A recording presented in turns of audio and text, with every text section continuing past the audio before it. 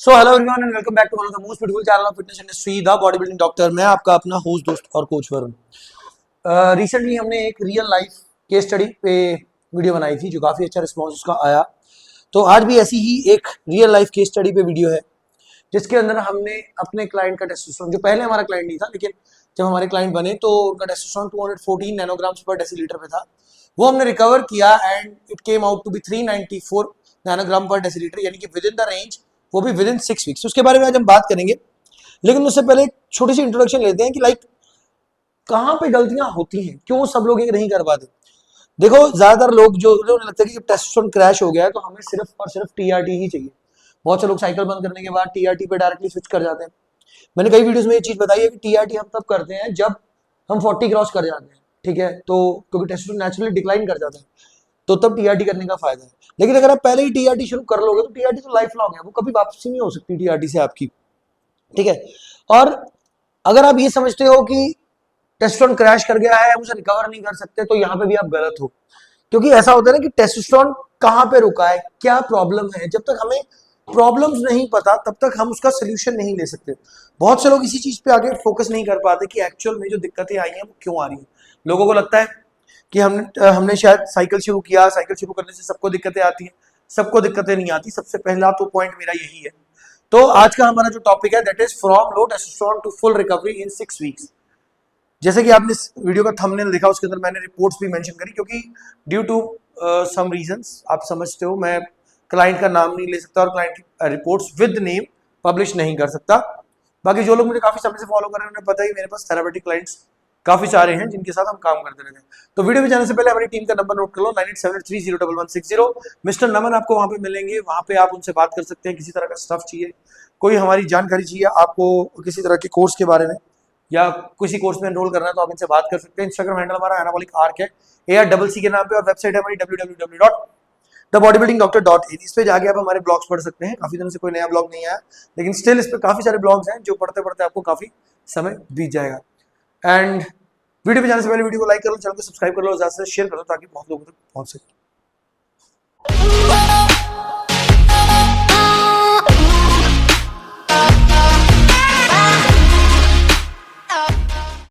So welcome back to the video once again. सबसे पहली जो हमने चीज देखी कि जब वो हमारे पास आए, लेट्स नेम हिम ए, तो जब ये मिस्टर ए हमारे पास आए तो बहुत सारी प्रॉब्लम से वो ऑलरेडी जूझ रहे थे, बहुत सारी उनको दिक्कतें थी, क्योंकि जब किसी मेल का टेस्टोस्टेरोन डिप करता है तो बहुत सारी प्रॉब्लम्स आती है मेंटली, फिजिकली, और डिप्रेशन वगैरह के चांसेस भी बहुत बढ़ जाते हैं। तो जो प्रॉब्लम्स उनके थे वो सभी सिम्टम्स जो हम लोग को देखते हैं कि कभी किसी का टेस्टोस्टेरोन जो है वो डिप्लीट कर रहा है या नीचे जा रहा है या लो लेवल पे जा रहा है या आउट ऑफ रेंज है लो लेवल की तरफ, तो उनको जो प्रॉब्लम्स आती है इनको भी वो सारी थी। पहला low energy and fatigue through out the day, सारा दिन थके रहते थे, मूड स्विंग्स बहुत ज्यादा थे। जब मूड स्विंग्स होते तो मोटिवेशन इश्यूज आने बहुत नॉर्मल बात है। रिकवरी नहीं हो रही थी ट्रेनिंग के बाद, लिबिडो कंप्लीटली शट डाउन था। अब यहाँ पे जो नॉर्मली कोई भी कोच करता है, कोई भी एथलीट करता है, वो ब्लड वर्क नहीं करवाता, और उन्हें लगता है, मेरे पास बहुत सारे केस अभी भी ऐसे आते हैं जिसमें वो बता देते हैं सर मेरा अभी रिसेंटली हमारे पास एक क्लाइंट कनाडा से जुड़े हैं, उन्होंने कभी पीसीडी नहीं करी, और मतलब अगर आप उनको देखो उनको कभी लगेगा भी नहीं कि उन्होंने कभी साइकिल भी किया। तो दिक्कत कहाँ पे आई, उन्होंने जब साइकिल अपना बंद किया, नॉर्मल शॉर्ट्स थे उनके, उसके बाद उन्होंने देखा कि मेरे को अब मूड स्विंग्स होने लगे हैं, मुझे जो विड्रॉल सिम्टम्स है, लिबिडो डाउन जा रहा है, सब कुछ जा रहा है, तो उन्होंने टेस्ट एनाथ्रेट का एक शॉट लगा लिया and he was feeling okay. तो उन्हें ये फील आई, या मोस्टली लोगों को यही फील आती है कि जब कभी टेस्टोस्टेरोन डिप करता है तो हम एक्सीजनसली टेस्टोस्टेरोन का शॉट दे दें या हम टीआरटी पे चले। कई लोग उसको टीआरटी बोल देते हैं, उसी एक सिंगल शॉट को, वीकली को।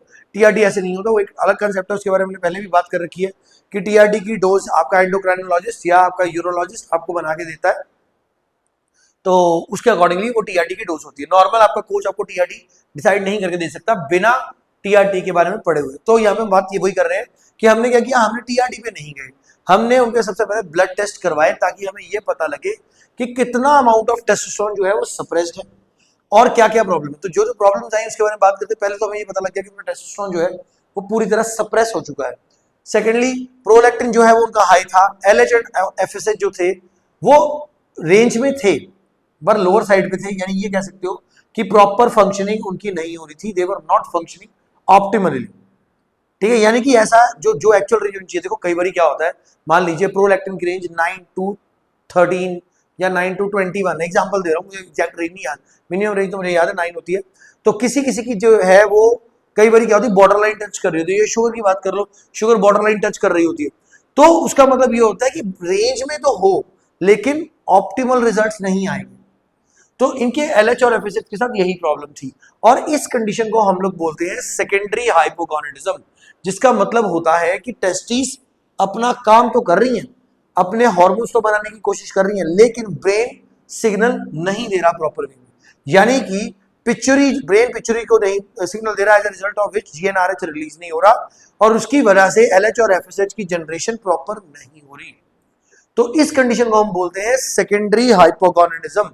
बहुत बार लोगों को यही प्रॉब्लम आती है, लेकिन 90% प्राइमरी में भी चला जाता है, 10% जो है वो सेकेंडरी में आती है, जिसके अंदर आपकी जो एलएच और एफएसएच की प्रोडक्शन बंद नहीं होती लेकिन कम हो जाती है। तो सेकंड पार्ट में हम आते हैं। अब हमने यहाँ से शुरू किया हमारा रिकवरी प्रोटोकॉल। सबसे पहले हमने एक स्ट्रेटेजी बनाई कि कैसे हम रिकवरी प्रोटोकॉल को शुरू कर सकते हैं और कैसे रिकवरी हम इनकी करेंगे, क्योंकि देखो जितना भी काम हम किसी भी एथलीट के साथ या किसी के साथ भी करते हैं तो वो उसकी लैब टेस्ट की रिपोर्ट के ऊपर डिपेंड करता है। अगर हम लैब टेस्ट नहीं करवाते, लैब मार्कर्स नहीं चेक करते, तो हमें पता ही नहीं लगेगा। देखो मूड स्विंग्स होना या डिप्रेशन आना या कोई भी आपको नेगेटिव इंपैक्ट आना, वो किसी ना किसी हार्मोन की फ्लक्चुएशन की वजह से ही है। सो हम टीआरडी पे नहीं गए। So what we didn't actually hopped on TRD, but हम गए हार्मोनल रिस्टोरेशन पे। जो हार्मोन्स उनके ऊपर नीचे थे वो सभी हमने रिस्टोर करने की कोशिश करी। उसके लिए हमने 4 मेन स्टेप्स लिए, क्योंकि लैब रिपोर्ट्स के अकॉर्डिंगली 4 मेन स्टेप्स ही रिक्वायर्ड थे। किसी के 5 भी हो सकते हैं, 6 भी हो सकते हैं, डिपेंडिंग। अब जैसे इनका जो प्रोलैक्टिन था वो हाई था, लेकिन एस्ट्रोजन उतना हाई नहीं था। तो पहले स्टेप में हमने प्रोलैक्टिन को कंट्रोल करने की कोशिश करी। क्यों? क्योंकि अगर आपका प्रोलैक्टिन भी हाई है तभी भी आपका टेस्टोस्टेरोन नॉर्मली जो प्रोड्यूस होना है वो नहीं होगा। हम करते हैं ना, जब हम कई बार क्या होता है कि प्रोलैक्टिन किसी का हाई आता है तो हम लेट्रोजोल, एआई, कैबरग्लिन लोग रेकमेंड करते हैं, ठीक है। तो उसका यही रीजन होता है। सबसे पहले हमने यही स्टेप लिया कि हमने जो प्रोलैक्टिन को था उसको रेंज में लाने की कोशिश करी। जब प्रोलैक्टिन रेंज में आ गया तो हमारे जो 2 मेन हार्मोन्स थे एलएच और एफएसएच, उसको हमें दोबारा से स्टार्ट करना था, रीस्टोर करना था।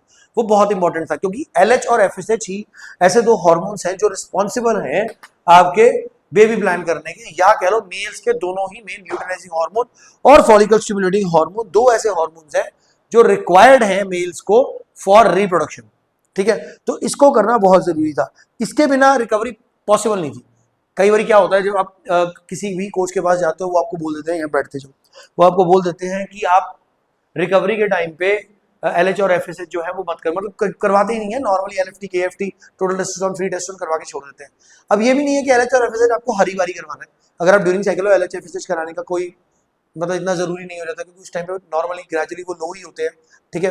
तो यहाँ पे क्या हो रहा था कि हमने एलएच और एफएसएच चेक करवाए, ऑब्वियस सी बात थी वो विद इन रेंज थे, ठीक है, लेकिन रेंज में होने के बावजूद भी वो एक लोअर साइड पे थे, तो ऑप्टिमली वो अपना रिजल्ट नहीं प्रोड्यूस कर पा रहे थे। तो हमने कुछ चीजें चलाई, जिनमें मैं एग्जांपल देता हूँ, जो मैंने यहाँ मेंशन भी नहीं करी। हमने उनकी क्लोमिड चलाई, उनका एल-कार्निटिन इंजेक्टेबल चलाया, उनका बीपीसी चलाया, बीपीसी और टीबी500 जो मिक्सचर आता है वो चलाया 1:2 में। हमने थ्रिल फार्मा का चलाया, कोई कुछ भी चला रहा है, इट्स ओके, वो उनकी अपनी मर्जी है, उनको सही लग रहा होगा। देन हमने अनास्ट्रोजोल भी 1 या 2 वीक चलाई, एंड लेट्रोजोल भी चली, और एचसीजी चला सबसे पहली बार, जो बहुत इंपॉर्टेंट है, एचजीए चला। अब ये सब कुछ, ग्लूटाथियोन भी चला, ये सब कुछ साथ में नहीं चला। ये सब कुछ की जो डोज थी वो बढ़ती कम होती है। जैसे Clomid from the starting till the end चली, नॉर्वेटिक्स हम लोगों ने चला ही नहीं, तो ये टिल द एंड चली, लेकिन इसकी डोजेज ऊपर नीचे उतरी, हमने डोज रेज भी करी, फ्लक्चुएट भी करवाई। एलएच पे हमें ज्यादा काम नहीं करना पड़ा, क्योंकि LH was with in the range. तो एचसीजी हमने सिर्फ एक 5000 आईयू ही लगाया, लेकिन इकट्ठा नहीं लगाया, ऑब्वियसली बात है, उसको तोड़ तोड़ के लगाया जो उसकी एक्चुअल डोज बन रही थी। 5000 आईयू या 2000 आईयू एकदम से नहीं लगाया जाता, एक प्रॉपर प्रोसेस होता है कि अभी भी जब आप पीसीटी करते हो, ये एक तरह की पीसीटी ही है जो हमने करवाई थी, लेकिन फर्टिलिटी प्रोटोकॉल में आ गई थी, ठीक है।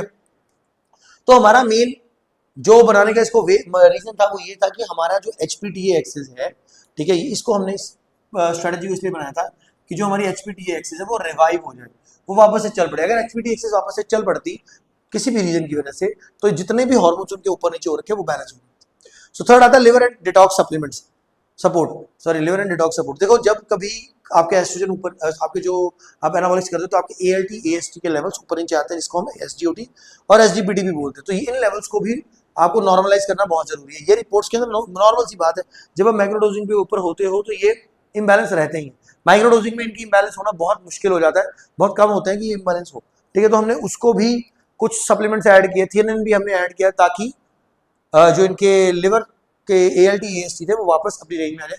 Life standard nutrition reset, normally he was a very good athlete, मतलब he is still a very good athlete, ठीक है। उनकी बॉडी फैट परसेंटेज नॉर्मली ही डाउन थी, लेकिन स्टिल हमने उनके कुछ चीजें चेंज करी, जैसे हमने गुड फैट्स को ऐड किया उनके फूड के अंदर, ताकि ताकि उनके जो रिवाइवल है LH और FSH का वो जल्दी हो रहे, स्पर्म काउंट जल्दी रिवाइव हो जाए। जैसे भी जब कभी ना कोई भी इंसान है वो बॉडी डिस्मॉर्फिया उसको हो जाता है, उसको ये लगता है कि यार मैं पहले ऐसा दिख रहा था, मैं ऐसा दिख रहा हूँ, अच्छा नहीं दिख रहा हूँ, या कुछ भी इस तरह का सीन है, तो डिप्रेशन मेंटली भी वो हरास होते, तो उसकी वजह से भी हमें उनका जो लाइफस्टाइल को रीसेट करना था, उन्हें मोटिवेट करना बहुत जरूरी था कि आप वॉक पे जाएं, आप जिम जाएं।